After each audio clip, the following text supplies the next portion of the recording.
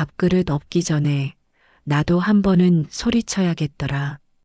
그날 주방 바닥에 흐른 물보다 더 흘러내린 게 있었다. 조용한 사람도 언젠가는 소리를 지릅니다. 참고 또 참고 더 이상 참을 자리가 없어졌을 때, 어머니, 뭐 또 물 흘리셨어요? 저 방금 닦았거든요. 며느리 목소리는 수세미처럼 거칠고 차가웠습니다. 순간 숨이 걸렸습니다. 그릇 깨질까봐, 반찬 식을까봐 늘 조심조심 살았는데요. 그날은 아니었습니다. 그래, 물 좀 흘렸다. 흘리면 죽냐? 내가 여길 왜 와 있는 줄은 아냐? 내 목소리가 올라간 게 나도 놀라웠습니다. 말이 튀어나온 순간 나도 놀라고 저 아이도 놀란 눈치였지요. 아니, 제가 뭐 큰 잘못이라도 했어요? 그럼 저도 솔직히 말씀드릴게요. 저도 불편해요. 솔직히 이 집 너무 좁고요. 너네 집이 아니야, 여긴. 나 퇴직금 보탠 집이야. 그랬더니 나더러 조심 좀 하라니. 나도 사람이다, 사람. 쿵. 냉장고 문 닫히는 소리. 계단 쪽에서 들려오는 손자 게임기 소리. 그리고 나는 말문이 막혔습니다. 나 여기 안 있을게. 나간다. 어머니, 지금 감정적으로. 지금 나 안 나가면 너희한테 소리 더 나올 거다. 그게 더 무서울걸. 그 말 남기고 가방도 안 챙겼습니다. 슬리퍼 신은 발로 문을 나서며 머리 위로 달그락거리던 식탁등이 이상하게 환하게 비쳤습니다. 그게 작별 인사처럼 느껴졌지요. 집을 나서면서 참 묘한 생각이 들었습니다. 사람이 견디고 견디다가 진짜로 나가는 순간엔 눈물이 안 납니다. 그저 시야가 또렷해질 뿐이지요. 남 편할까봐 산 세월이지. 나 좋으라고 산 적은 없었어.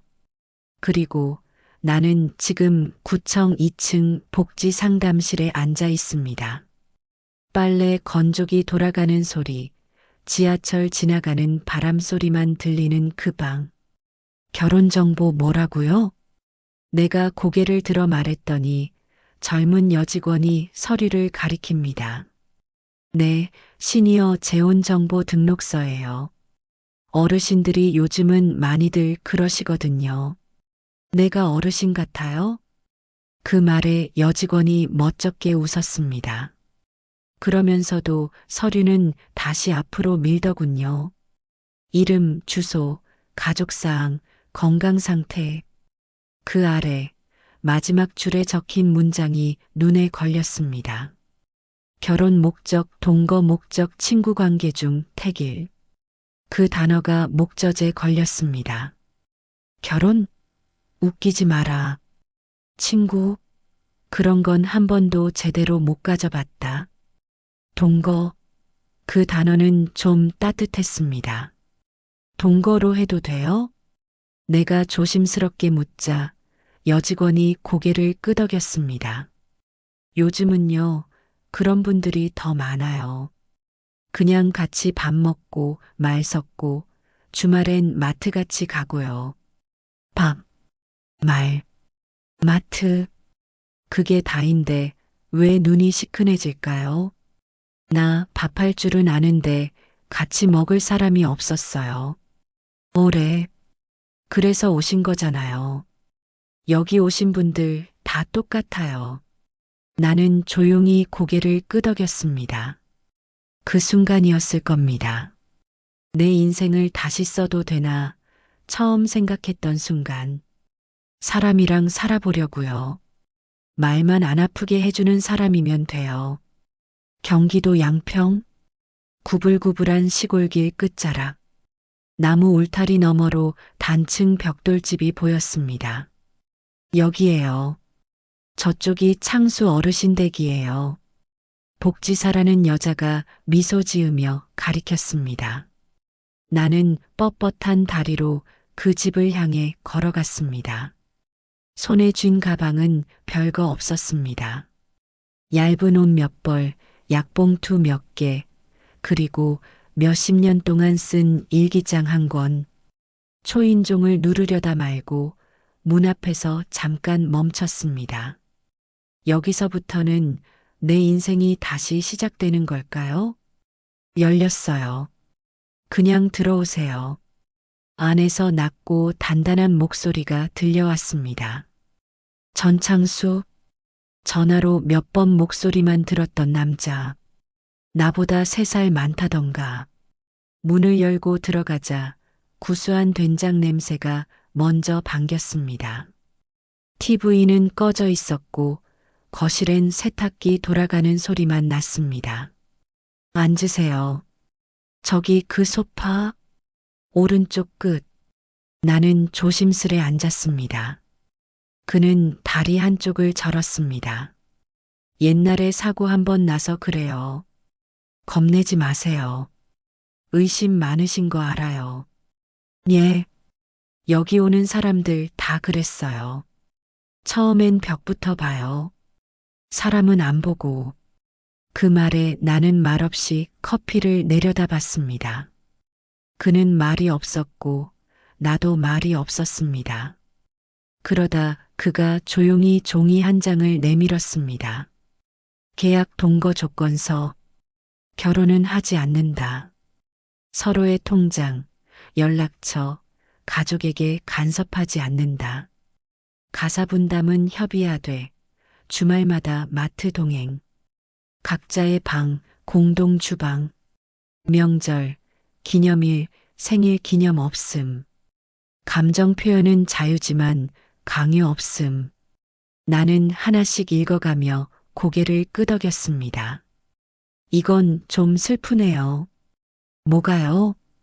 감정 표현은 자유지만 강요 없음, 그게 계약 문구가 되는 세상이라니. 그가 나를 빤히 보다가 말했습니다. 그 문구가 있는 이유 살아보면 압니다. 그리고 그는 잠시 머뭇대다 웃었습니다. 사람 마음이 제일 쉽게 변하잖아요. 그래서 계약하는 거예요. 기대도 책임도 없게. 기대도 책임도 없는 사이. 그게 편할 줄 알았는데 왜 그 말이 아팠을까요? 그날 밤 방에 불을 끄고 누웠습니다. 창밖엔 귀뚤귀뚤한 풀벌레 소리가 들리고 어두운 벽에 손가락 그림자가 비쳤습니다. 그 그림자에 입을 맞춰보았습니다. 괜찮아, 영수가. 또 참으면 돼. 그날 처음으로 나는 이 집의 공기를 깊이 들이마셨습니다. 그리고 속으로 다짐했습니다. 이번엔 조금만 덜 참아보자. 처음 함께 맞는 아침. 창밖에서 닭 울음소리가 희미하게 들려왔습니다. 내가 먼저 일어나 부엌불을 켰습니다. 익숙하지 않은 조리대와 낯선 냄비. 하지만 손은 자연스레 움직였습니다. 된장국, 조기 한 마리, 달걀말이. 식탁에 조심스레 놓고 작은 소리로 불렀습니다. 식사하세요. 전창수 씨는 방에서 천천히 나왔습니다. 트레이닝복 차림, 반쯤 젖은 머리. 아침 일찍부터 뭐 하시려고? 같이 살기로 했으면 밥은 같이 먹어야죠. 그는 아무 말 없이 식탁에 앉았습니다. 숟가락을 드는 모습이 조심스러웠습니다. 나도 맞은편에 앉았습니다. 된장은 직접 된 거예요? 네, 시골에서 직접 띄운 거예요. 엄마가 하던 방식 그대로. 짭짤하니 맛있네요. 그 칭찬 한마디가 오래 들었던 말처럼 가슴에 남았습니다. 조용한 식사였습니다. 말은 적었지만 씹는 소리, 국물 넘기는 소리. 다 먹고 나자 그가 자리에서 일어나며 말했습니다. 설거지는 제가 할게요. 나는 놀라 물었습니다. 괜찮으시겠어요? 그가 고개를 끄덕였습니다. 원래 저는요, 밥보다 설거지가 편한 사람이에요. 그 말이 이상하게 안심이 됐습니다. 식탁을 치우고 난 뒤 나는 뒷마당을 내다봤습니다. 텃밭 한쪽에 잡초가 올라오고 있었습니다. 여긴 제가 조금 손볼게요. 흙 다루는 건 익숙해서요. 그래요. 고맙습니다. 그 말에서 당신은 손님이 아닌 같이 사는 사람이라는 의미가 느껴졌습니다. 그날 오후 나는 방 안에서 오래된 일기장을 펼쳤습니다. 펜을 들고 한참을 망설이다가 한 줄을 적었습니다. 낯선 집에서 처음으로 누가 내 밥을 먹어줬다. 그 문장이 왜 그렇게 울컥했는지 모릅니다. 밤이 되었습니다. TV에서는 뉴스가 흘러나왔고 전창수 씨는 조용히 앉아 신문을 넘겼습니다. 나는 빨래를 개며 중얼거렸습니다. 참, 내일은 읍내 마트 가는 날이죠? 네. 차는 제가 몰게요.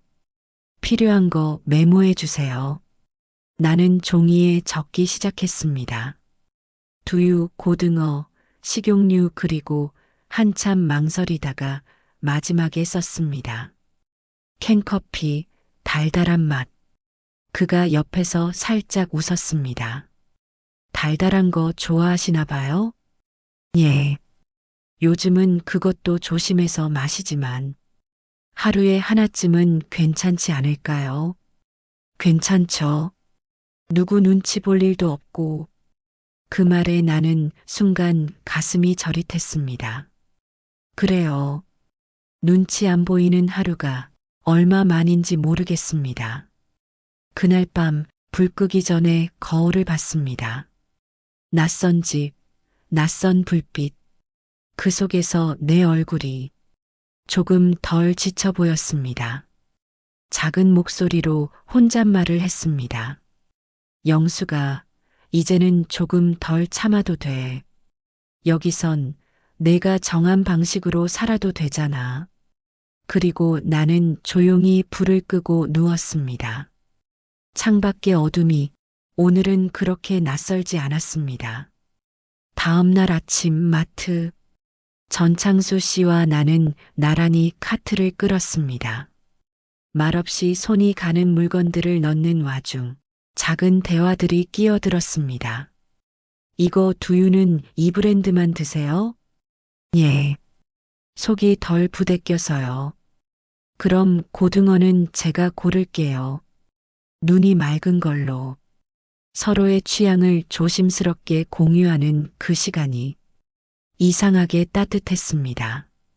계산을 마치고 차로 돌아가는 길, 그가 먼저 입을 열었습니다. 마트같이 오는 거 별거 아닌 것 같아도 사람 마음을 편하게 하네요.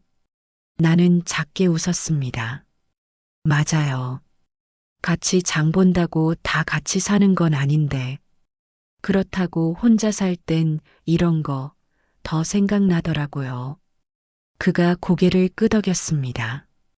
같이 고른 물건이 냉장고 안에 있다는 거, 그게 집 같게 만들죠. 집에 돌아와 장을 정리하고 각자 방으로 들어갔습니다.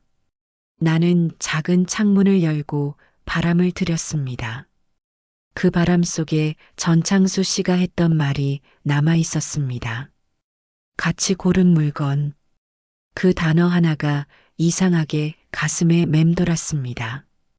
저녁 무렵 나는 두유 하나를 꺼내 냉장고 문을 열었습니다. 그 안에 내가 고른 고등어와 그가 넣은 식용유가 나란히 놓여 있었습니다.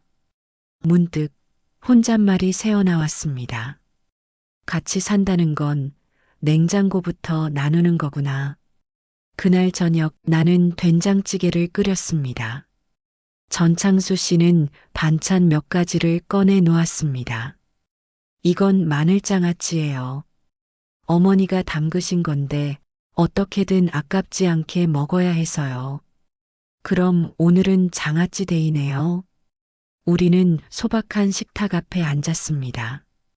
반찬 하나를 집을 때도, 국물 한 숟갈을 뜰 때도 어딘가 서로를 의식하며 살폈습니다. 그런데 그건 불편함이 아니었습니다. 함께라는 걸 조금씩 배워가는 과정처럼 느껴졌습니다. 식사 후 그는 식탁을 닦고 나는 물을 끓였습니다. 차 한 잔 하실래요? 그가 고개를 끄덕였습니다. 마시면 잠 잘 올까요? 모르죠. 근데 따뜻하면 그걸로 충분하잖아요. 우리는 마주 앉아 말없이 차를 마셨습니다.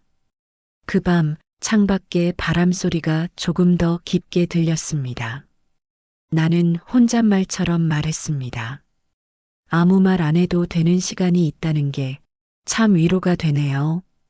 전창수 씨는 말없이 고개를 끄덕였습니다. 그리고 말했습니다. 사람은 누구 곁에 있든 혼자인 시간은 필요한 것 같아요. 근데 혼자여도 혼자 같지 않은 게 그게 편한 거죠. 그 말이 가슴속에 조용히 내려앉았습니다. 그날 밤 방 안일기장에 나는 이렇게 적었습니다. 누군가와 마트 가고 냉장고를 함께 채우고 차를 나눠 마시는 일이 이토록 큰 위로일 줄 몰랐습니다. 이 집에서 나는 점점 우리가 되어가고 있습니다. 며칠 뒤 비 오는 오후 빗방울이 베란다 유리에 둔탁하게 떨어졌습니다. 나는 빨래를 걷어들이고 조용히 창문을 닫았습니다. 부엌에서는 전창수 씨가 조용히 국을 데우고 있었습니다. 그의 뒷모습은 여전히 낯설고도 익숙했고 그 움직임 속엔 어떤 정적이 자리 잡고 있었습니다. 오늘 김치볶음 했어요. 어제 남은 김치가 맛있게 익었더라고요. 잘하셨어요. 비 오는 날은 그게 딱이죠. 식탁에 앉아 김치볶음에 밥을 비벼 먹으며 우리는 짧은 대화와 긴 침묵 사이를 오갔습니다. 그가 물었습니다. 혹시 여기 온 거 후회하지 않으세요? 나는 잠시 손을 멈췄다가 조용히 고개를 저었습니다. 아니요. 적어도 여기선 밥을 같이 먹잖아요. 그 말에 그는 아무 말 없이 밥을 씹었습니다. 하지만 그 씹는 소리가 어딘가 부드러워졌다는 걸 느꼈습니다. 식사 후 거실 창가. 나는 창밖을 보며 조용히 말했습니다. 비 오는 날은 원래 혼자 있으면 더 서러워요. 그가 커피를 내리며 말했습니다. 혼자면 아예 외로움에 익숙해지니까. 그게 편하다고 착각하게 되죠. 나는 그 말에 고개를 돌려 그를 보았습니다. 착각이라도 편한 게 낫지 않아요? 그는 커피 잔을 내려놓으며 말했습니다. 근데 편하려고 혼자 되는 사람은 없잖아요. 그 말이 가슴 깊은 데로 박혔습니다. 그날 밤 TV 소리도 없이 둘은 각자 자리에 앉아 있었습니다. 나는 손톱을 깎고 있었고 그는 라디오를 켜놓고 책을 읽고 있었습니다. 창수 씨, 내가 조심스럽게 불렀습니다. 네. 전엔 말이에요. 남편이 밥 먹고 나면 TV만 봤거든요. 저랑은 말도 잘 안 했어요. 근데 여긴 이상하게 조용한 게 덜 외롭네요. 그는 책장을 넘기다 말고 고개를 들었습니다. 여긴 서로한테 아무것도 강요 안 하니까요. 그게 이 집 방식이잖아요. 나는 고개를 끄덕였습니다. 그럼 가끔은 말해도 돼요? 너무 말 안 하면 나 혼잣말 하는 것 같아서요. 그가 말없이 고개를 끄덕였습니다.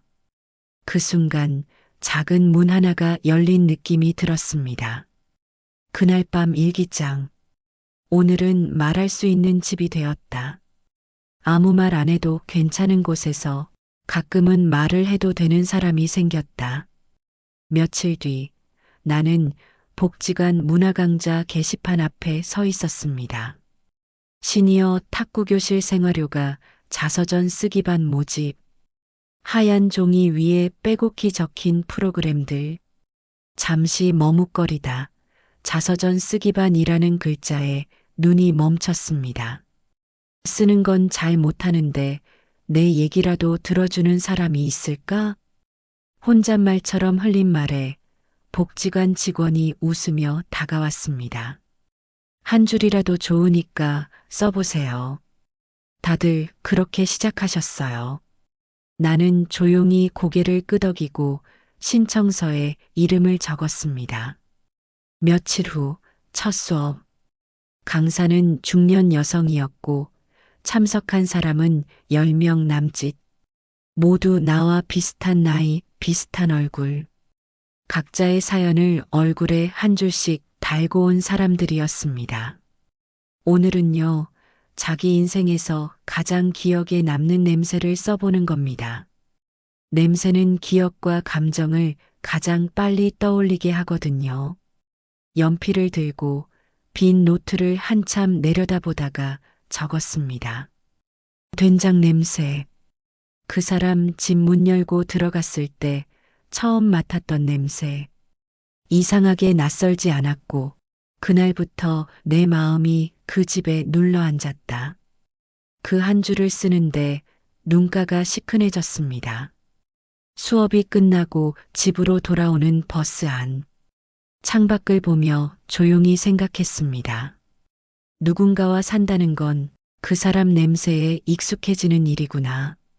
집에 돌아와 신발을 벗는데 문틈에서 고소한 냄새가 났습니다. 오셨어요? 전창수 씨가 부엌에 서 있었습니다. 냄비 안에선 미역국이 끓고 있었고 식탁엔 고등어가 구워져 있었습니다. 미역국 끓여봤어요. 잘 되진 않았는데 생일이 언제인지 몰라서 그냥 오늘 해봤어요. 나는 한참 말을 잇지 못하다가 조용히 말했습니다. 오늘 수업에서 냄새 얘기했어요. 가장 기억에 남는 냄새 쓰는 거였는데 전 당신 된장 냄새 썼어요. 그가 놀란 듯 나를 바라보다가 고개를 천천히 숙였습니다.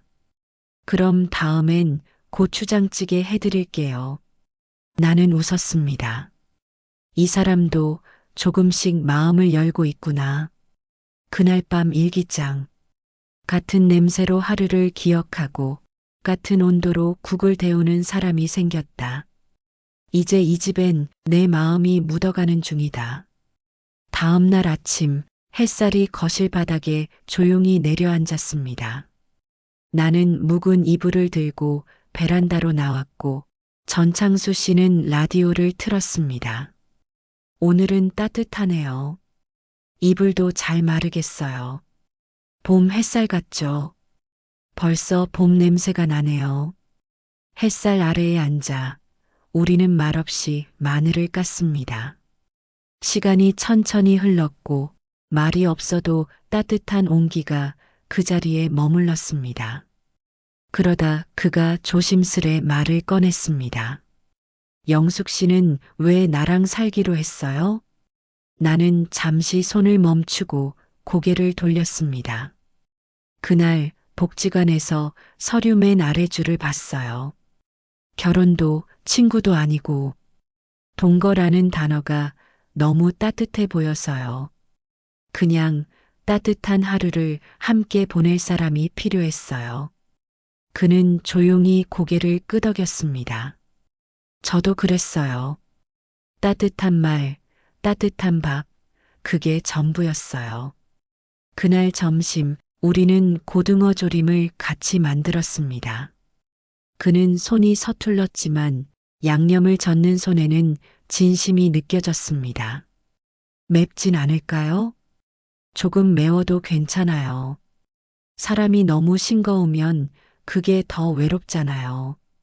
그 말에 그는 작게 웃었습니다.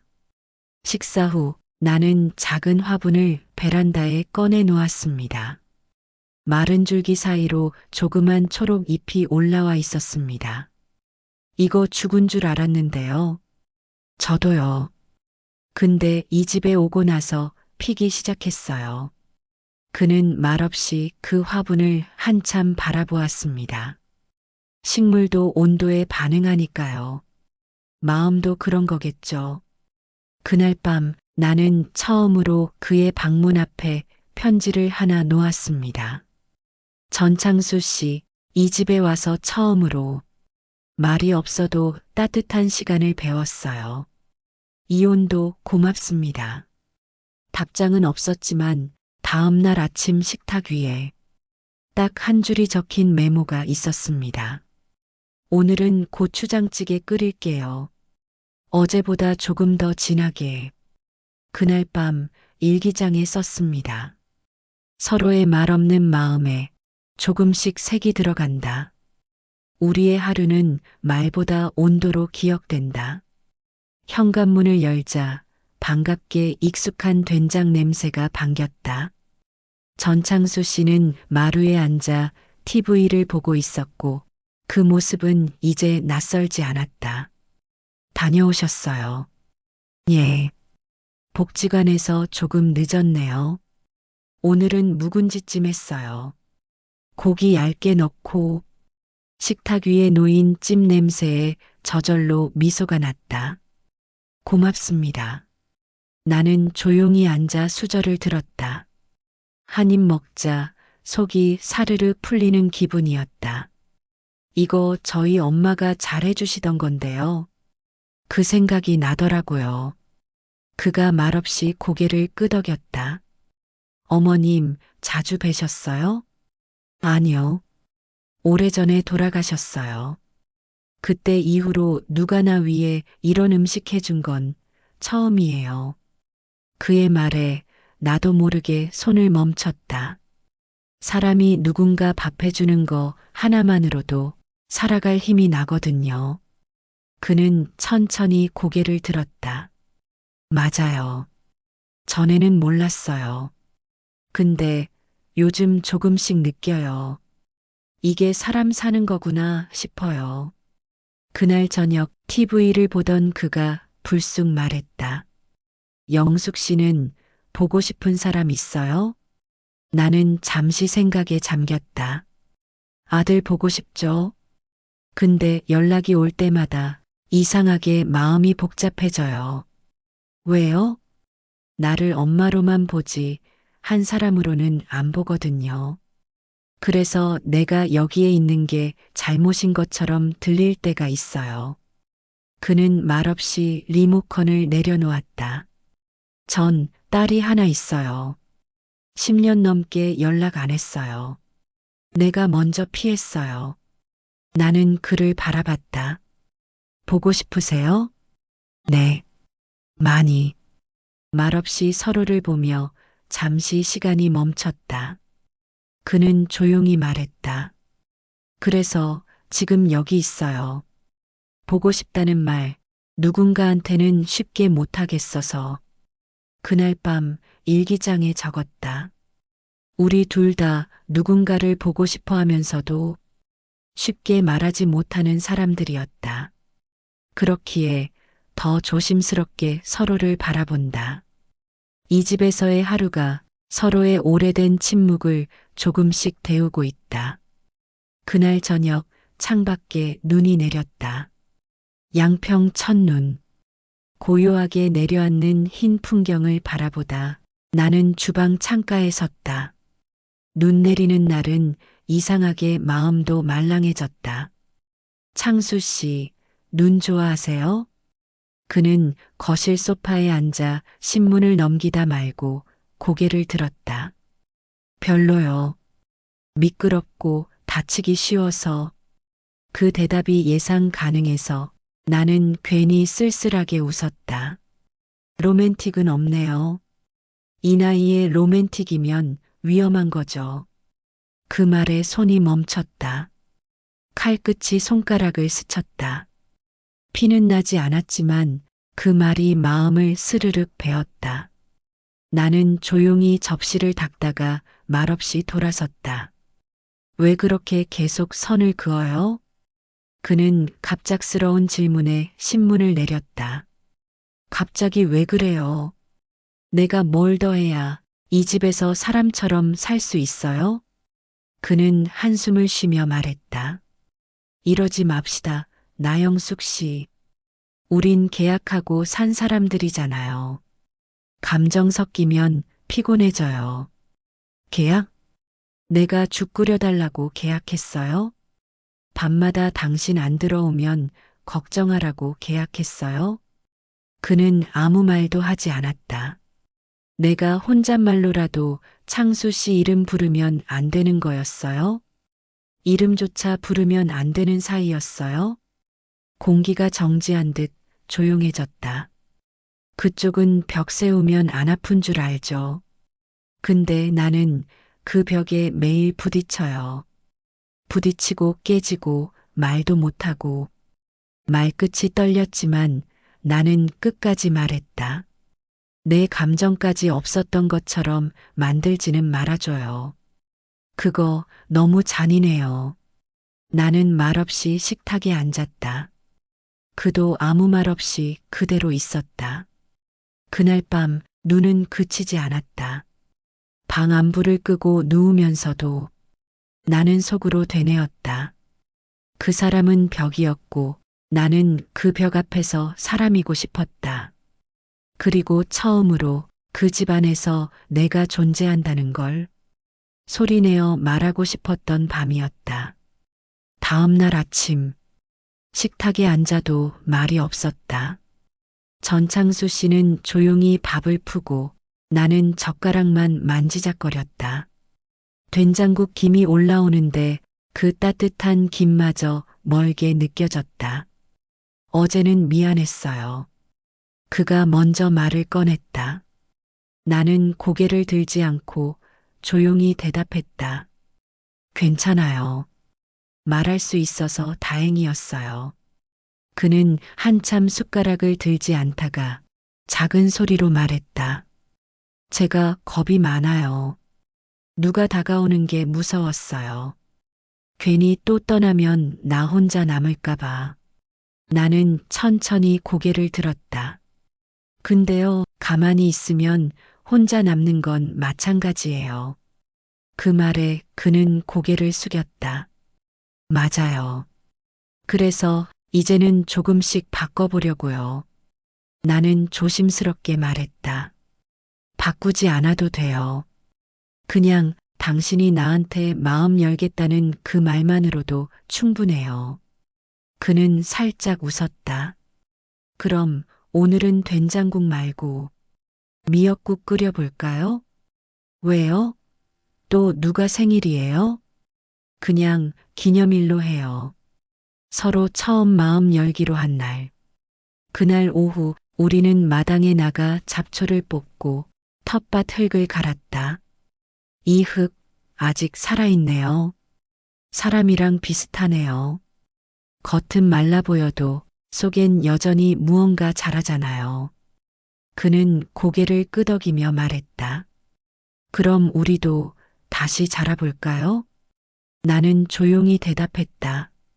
네, 그 벽 너머로. 그날 밤 일기장에 썼다. 이제 나는 그 사람 마음의 창을 마주 본다. 다음 날 창밖엔 햇살이 들었고 텃밭 옆 고양이가 미끄러지듯 지나갔다. 나는 그 모습을 바라보다가 무심코 미소가 지어졌다. 영숙 씨, 그가 부엌에서 불렀다. 미역국 다 됐어요. 한 번만 봐주세요. 나는 조심히 가서 국을 한 숟갈 떠보았다. 조금 싱거워요. 소금 아주 살짝. 그가 고개를 끄덕이며 소금을 타고 나는 그 옆에서 접시를 꺼냈다. 작은 동작 하나하나가 마치 춤처럼 느껴졌다. 식탁에 마주 앉았을 때 그가 말했다. 우리 이렇게 먹으니까 정말 가족 같네요. 나는 눈을 피하며 작게 웃었다. 가족이 뭐 별건가요? 같이 밥 먹고 걱정해주고 말 섞는 사람이면 되는 거죠. 그는 젓가락을 들다 말고 한참 나를 바라보다가 오늘은 참 따뜻하네요. 하고 중얼거렸다. 나는 대답하지 않았다. 그저 밥을 씹으며 그 따뜻함을 천천히 삼켰다. 그날 밤 일기장. 감정은 갑자기 터지는 게 아니라 서서히 스며드는 것이었다. 오늘은 그 사람 마음의 문틈에서 바람이 아닌 온기를 느꼈다. 며칠 뒤 읍내 시장. 비닐봉투에 콩나물, 두부, 유자청이 들어 있었다. 나는 시장 골목을 천천히 걸으며 전창수 씨와 나눠 마실 차를 떠올렸다. 이런 날엔 유자차가 좋죠. 상인이 건넨 말에 나는 웃으며 고개를 끄덕였다. 집으로 돌아오는 길, 빗방울이 뚝뚝 떨어졌고 나는 봉투를 품에 꼭 안았다. 현관문을 열자 그가 슬리퍼를 신고 나왔다. 어휴, 비 오네요. 많이 젖었죠? 나는 고개를 저었다. 유자차 샀어요. 같이 마시려고요. 그는 한참 말이 없더니 작게 웃었다. 좋네요. 오늘 같은 날엔 그게 딱이죠. 유자차를 마시며 우리는 거실에 앉아 창밖을 바라봤다. 창수 씨, 네. 전 가끔 생각해요. 이 집에 들어온 게 혹시 실수는 아니었을까? 그는 고개를 돌려 나를 보았다. 후회해요? 나는 고개를 천천히 저었다. 아니요. 그냥 너무 조용하니까 내가 너무 잘 지내고 있는 건 아닌가 싶어서요. 그가 웃으며 말했다. 그럴 땐 유자차 한 잔 마시면서 쉬면 됩니다. 우린 그렇게 살아도 되는 사람들이니까요. 나는 그의 옆모습을 바라보았다. 말은 담담했지만 그 말 안에는 긴 시간 쌓아온 이해가 묻어 있었다. 그날 밤 일기장. 이제는 조용한 하루가 불안하지 않다. 함께 있다는 것만으로 삶이 부드러워진다. 유자차 향처럼. 며칠 뒤 복지관 소극장. 시니어 자서전 낭독회라는 현수막이 걸려 있었다. 나는 무대 옆 의자에 앉아 있었다. 이름을 불리는 소리에 조용히 일어섰고 작은 조명 아래 내 글 한 구절을 읽었다. 나는 한때 벽처럼 조용한 집에서 살았습니다. 그 집엔 된장 냄새가 났고 누군가는 국을 끓였고 누군가는 마음을 데웠습니다. 읽는 동안 내 손이 살짝 떨렸다. 하지만 목소리는 흔들리지 않았다.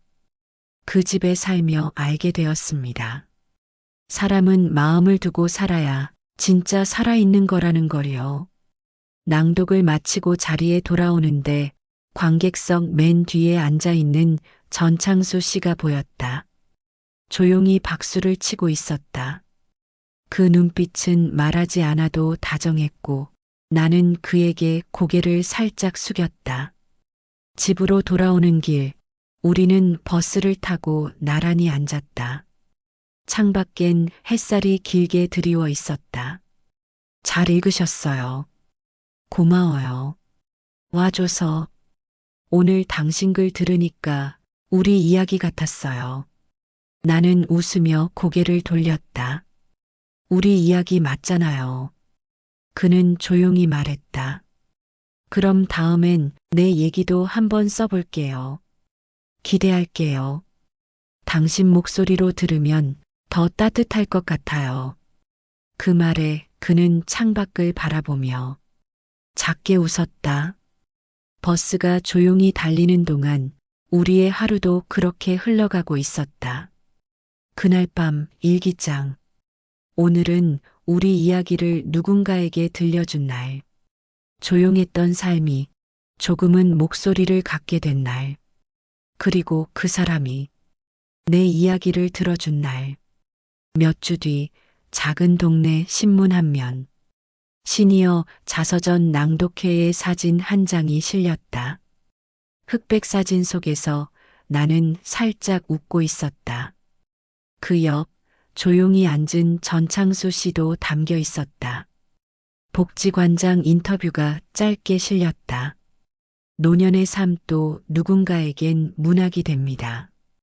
그분들의 하루는 책보다 더 따뜻했어요. 신문을 접으며 나는 속으로 생각했다. 내 하루가 누군가에게 따뜻하게 닿았구나. 그날 저녁 창수 씨가 말했다. 신문 봤어요. 당신 사진 예쁘게 나왔더라고요. 그런가요? 예뻤어요. 근데 실물이 더 나아요. 그 말에 순간 놀랐지만 피식 웃고 말았다. 고마워요. 당신도 그렇게 말해주니 고맙네요. 창수 씨는 고개를 끄덕였다. 그리고 조용히 유자차를 한 잔 더 따라 주었다. 그 향기 속에서 우리의 조용한 하루가 또 한 겹 쌓이고 있었다.